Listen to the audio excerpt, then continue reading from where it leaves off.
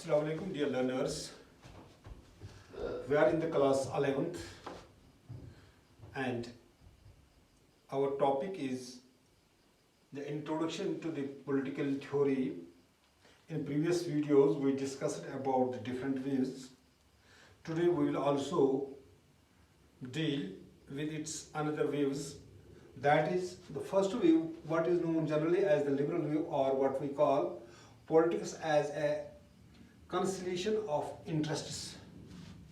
This view is propounded or advocated by several political scientists like John Locke, likewise Bentham, J.S. Mill, Robert All, Lasky, etc. They focus on the individual interests as they mark that different individuals seek interests as a member of different groups. Likewise, their opponents within the society, who are in the large number, they seek their interests in accordance of their number. Conflicting interests arise between the minorities as well as the majorities, or between the competing groups, which results in that the action of the state becomes ambiguous. The state has to play its role now. Now it authorizes the state to indulge in the individual's interests, as there are the individuals who are belonging to one group and the individuals who are belonging to the another group. Both individuals, whether they are in the minority, whether they are in the majority, when the conflict arises there, it allows the state to play its role. As such, the policies and the decisions made by the politicians give birth to the state. So the politics here refers to the decision making. So the politics here refers to the governance. So the politics here refers to the establishment of the state. So there is it confers its superiority on both on the state as well as on the government.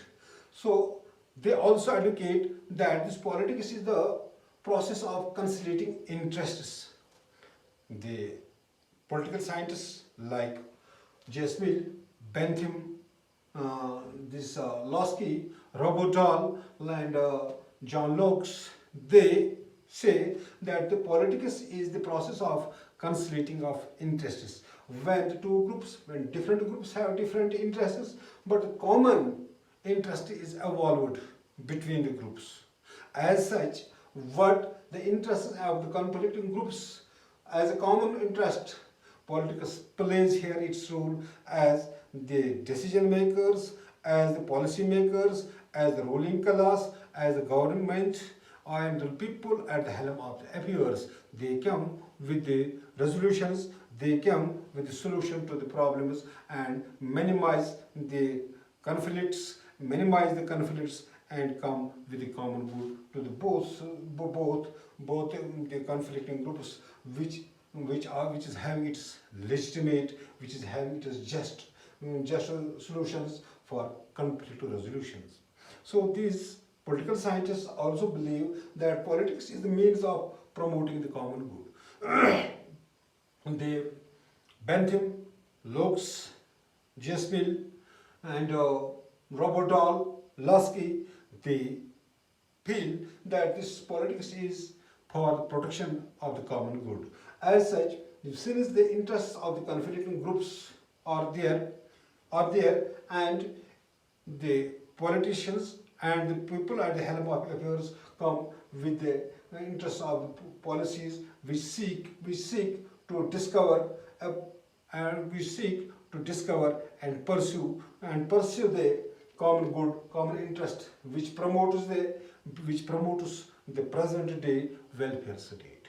The present day welfare state, when there is common good, when the state directive principles of state policy are being promoted, when the basic amenities are provided to the people, when they come, when a road, or when we are having the pipelines, when we are having the electricity is provided to everybody, when we see that the common good, the common welfare is being seen in order to promote the common interest of the individual groups or the sections of the groups which they have their own interests. So this is what we call politics as a politics as a conciliation of interests, or generally this view is known as liberal view.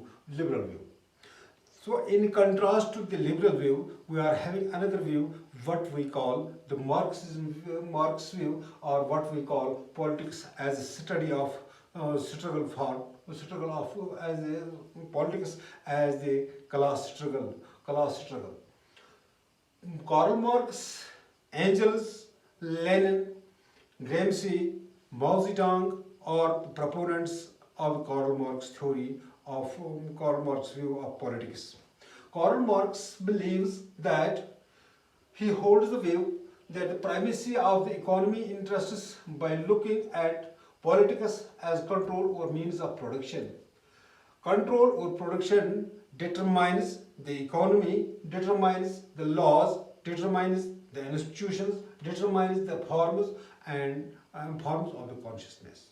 So Karl Marx is of the opinion that the group of people who are at the helm of affairs, who provide the means of production, they hold the supremacy on that group which is not producing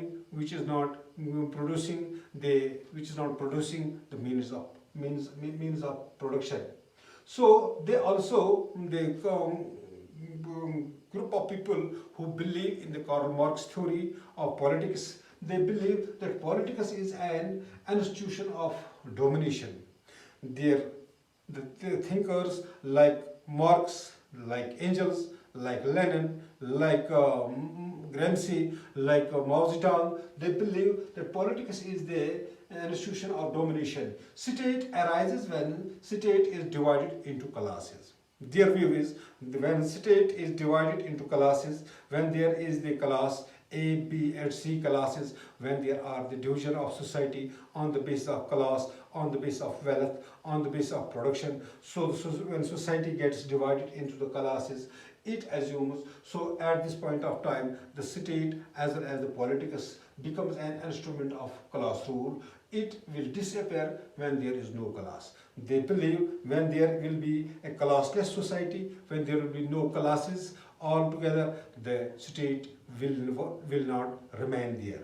They also believe that politics is a class struggle. They believe that politics has emerged as a class struggle. Since the ages, they believe that the history of all the hitherto existing society is a history of class struggle. There is always the struggle between the lord and the serf.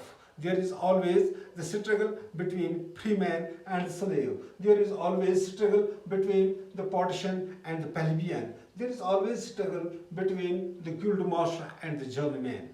Because everybody is trying to have more and more production. Everybody is trying to have more and more material in his hands. So, whenever there is the struggle between the classes, whenever there is struggle between the oppressor as well as the oppressed, there will remain politics, there will remain state. As such, when these things will remain stood in constant opposition to each other, it will carry it on the uninterrupted, now hidden, now open, now fight, now peace. So as such, and each time ended in revolutionary reconstructions, revolutionary reconstitutions at large, or as a common ruin is the contending class. The contending class always gets ruined by the oppressed and by the oppressor. So the Engels in his book, I will quote here the words of the Engels, what Engels say about it. Engels say the modern representative state is an instrument of exploitation. This is an instrument of exploitation of wage labor by the capital. the Angelus here refers that the modern state has emerged only in order to nab the interests of the dependent class, as the dominant class always sucks the blood of the dependent class. So he believes that if whenever state remains there, till there is the existence of the politics, what happens? Every time there happens that the labor class is always exploited by the capital class. Likewise, Marx's view, Marx says, as long society was divided into the two classes, state and politics will remain as an instrument of suppression. State and politics will remain as an instrument of suppression of dependent class by the dominant class. Here Karl Marx refers to his idea is that as long as state exists,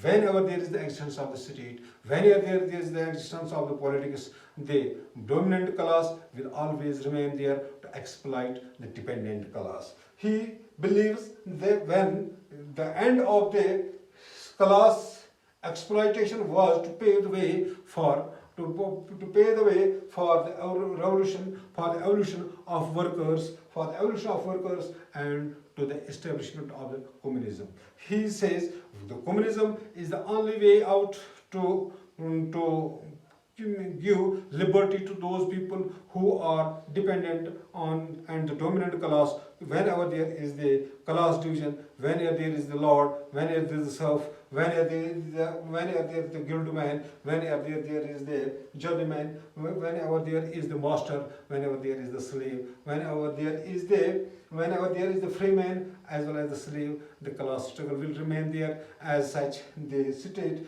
he believes that the revolution of workers to the establishment of communism, whenever there is conflict, once the conflict will disappear, once the state will disappear, once the class struggle will disappear, it will pave the way for the workers, and which will come out that there will be no politics, there will be no state. So this is all about the liberal view as well as this Karl Marx view of class struggle. In next video we shall discuss another views of these the political theory. Till then, have a good day. Thank you very much.